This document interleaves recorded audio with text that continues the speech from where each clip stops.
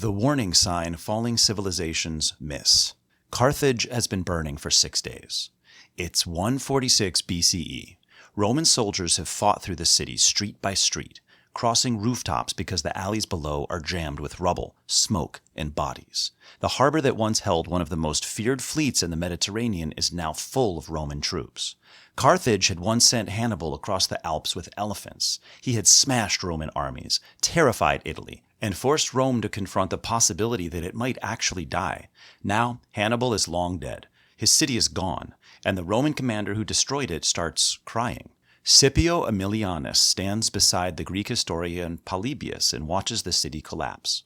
According to the ancient account, Scipio quotes Homer on the fall of Troy and says that one day the same thing may happen to Rome. Everyone around him is celebrating. Scipio is the only man at the victory party wondering whether victory has an expiration date. And he's right. For generations, Carthage has forced Rome to stay serious. It reminded ambitious Roman elites that their private rivalries wouldn't matter much if the enemy reached the city gates. Now, Rome has removed the last Western power capable of frightening it. And that's the moment we're talking about. Not the moment a civilization becomes weak, the moment it becomes so successful that it stops listening. We got a nearly perfect modern version of this in a congressional hearing in 2026. Pam Bondi was being pressed about the Justice Department's handling of the Jeffrey Epstein files. Her answer, the Dow is over 50,000 right now. Nobody had asked about the Dow, and that's why it was useful. When powerful institutions don't want to answer an ugly question, they point to something flattering. Rome had its conquests. Britain had its giant red map. The Soviet Union had record production totals.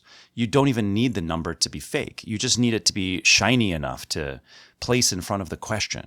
That's the warning sign failing civilizations miss before it's too late. The system is still impressive. The leaders are still confident. The ceremonies still work, and the statistics still sparkle.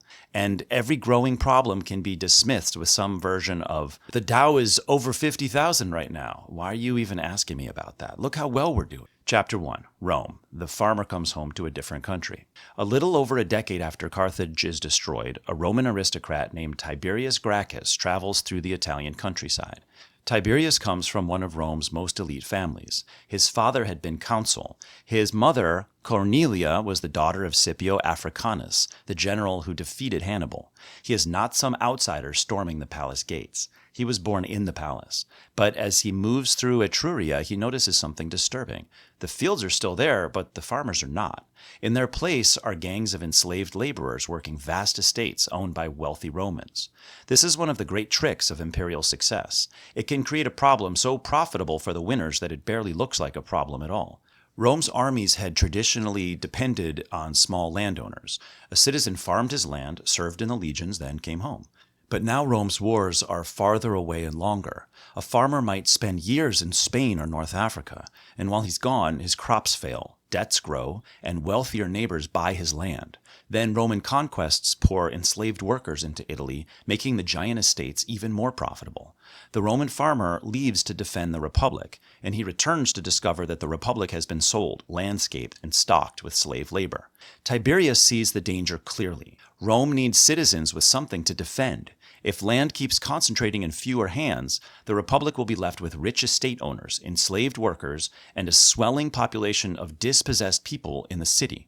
So in 133 BCE, as tribune of the plebs, he proposes enforcing an old limit on how much public land any one person can control.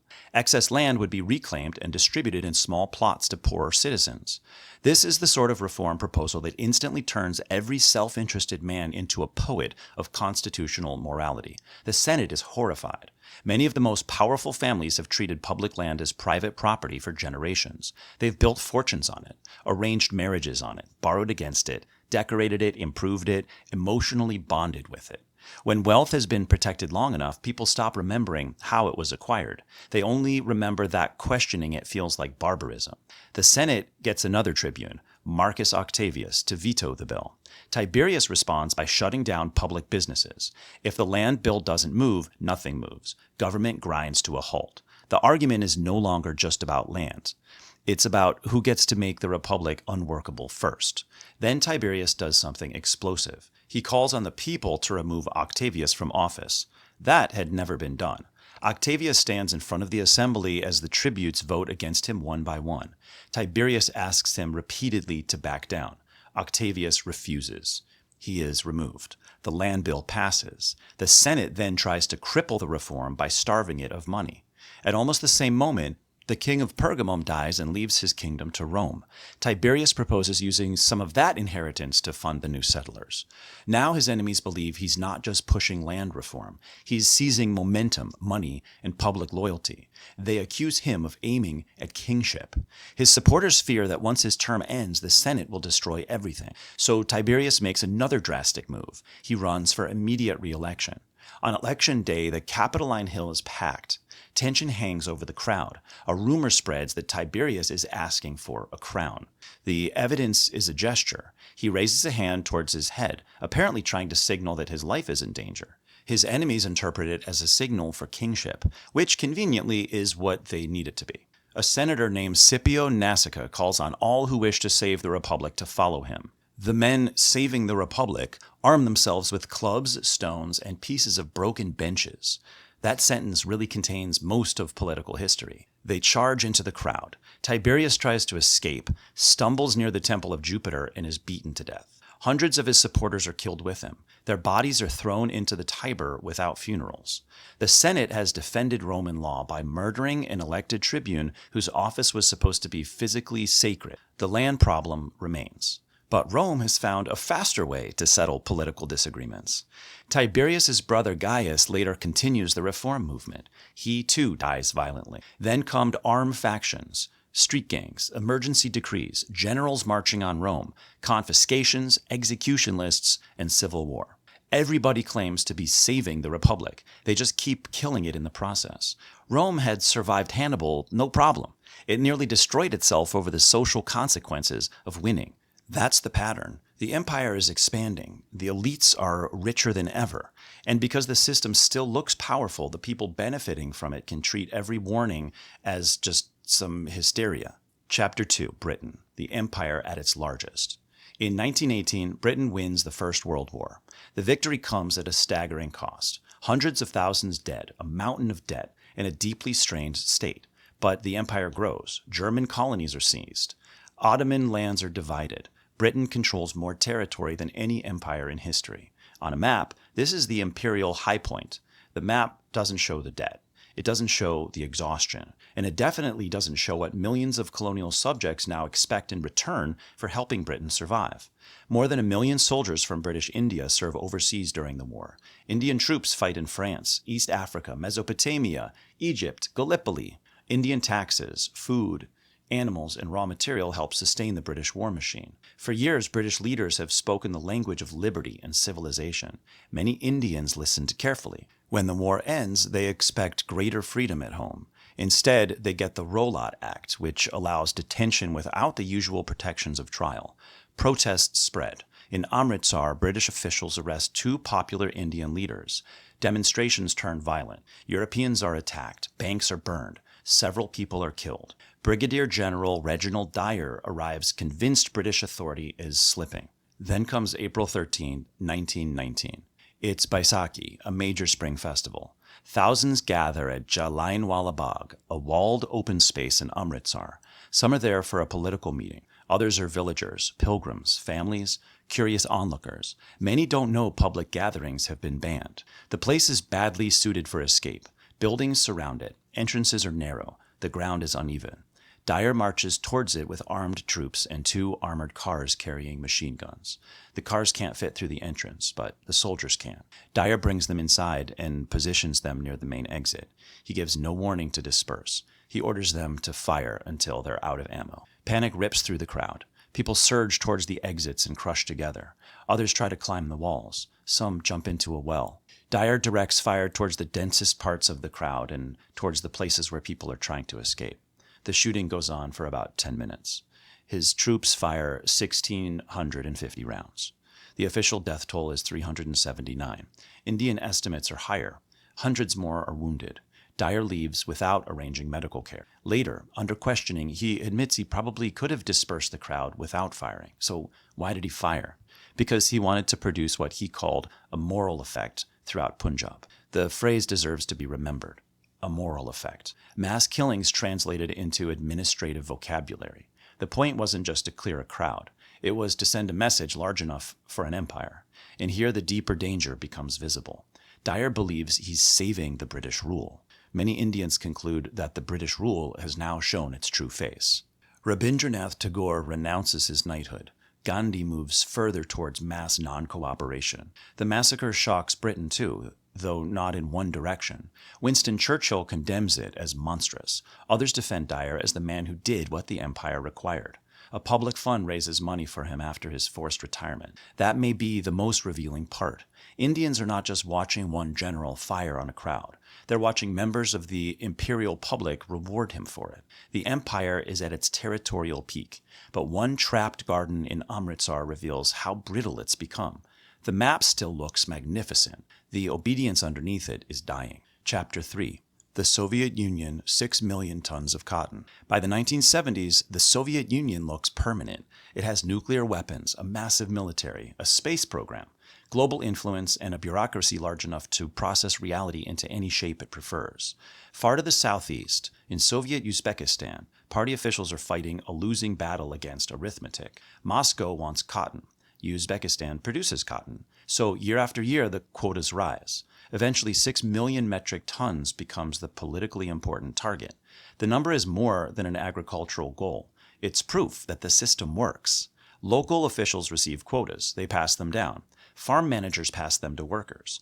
Students, teachers, and civil servants are sent into the fields. Entire rhythms of life bend around cotton. But fields are stubborn things. They don't respond emotionally to ideological enthusiasm. There are limits to what land, water, and labor can produce.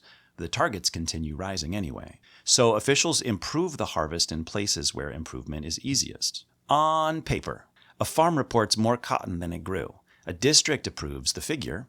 Regional officials add it to the total. Inspectors are bribed. Accounts are adjusted. Money's paid for cotton that doesn't exist.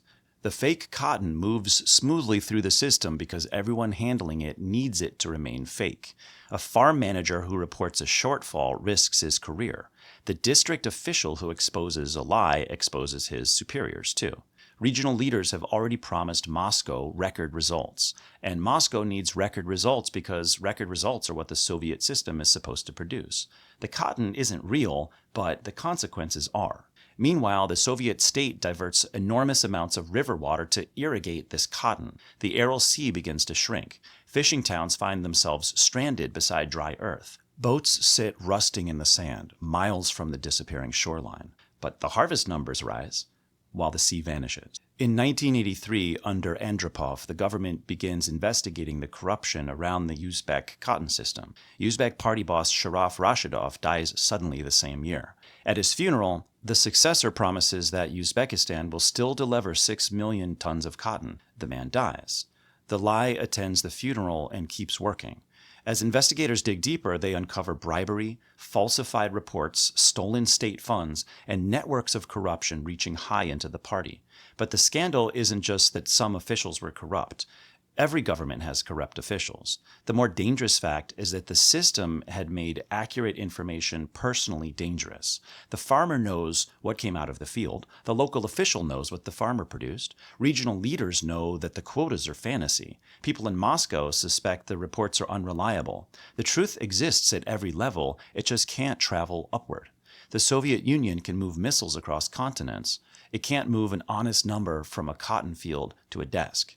That's a much deeper failing than just ordinary lying.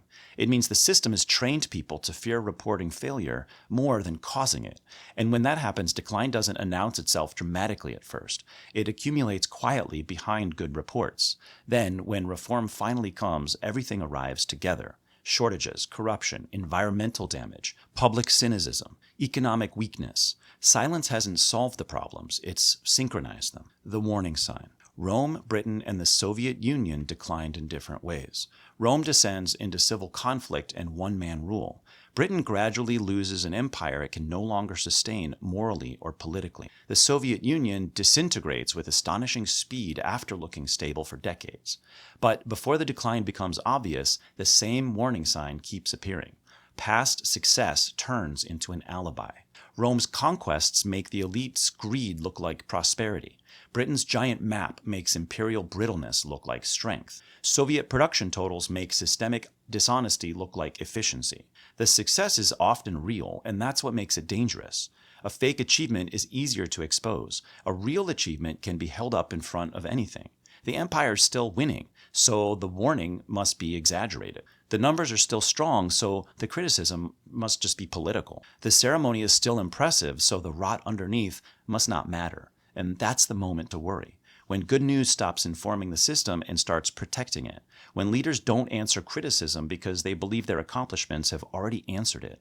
When officials become more afraid of reporting failure than producing it. When the truth is known almost everywhere except the room where the decisions are made. Civilizations usually aren't destroyed by a total lack of warning. They're destroyed when warning becomes socially inconvenient. Scipio looked at burning Carthage and understood that Rome was not exempt from history. That's the lesson. No civilization's exempt. The names change, the costumes change, the slogans change, and the flattering numbers change. But human behavior barely changes at all. So the question isn't whether a society has impressive statistics. Almost every powerful society does. The question is, what are those statistics being used to keep us from asking? Hey, thanks for watching my video. Please give it a thumbs up, subscribe, and hit the notification bell to see when I make more. I make these videos totally for free, and your support really helps the channel grow. You can also share this with someone you think will like it. Check out the Amazon links to cool stuff in the description, and tip me if you feel so inclined. Venmo at History of Human Nature. I appreciate it, and I'll see you in the next one.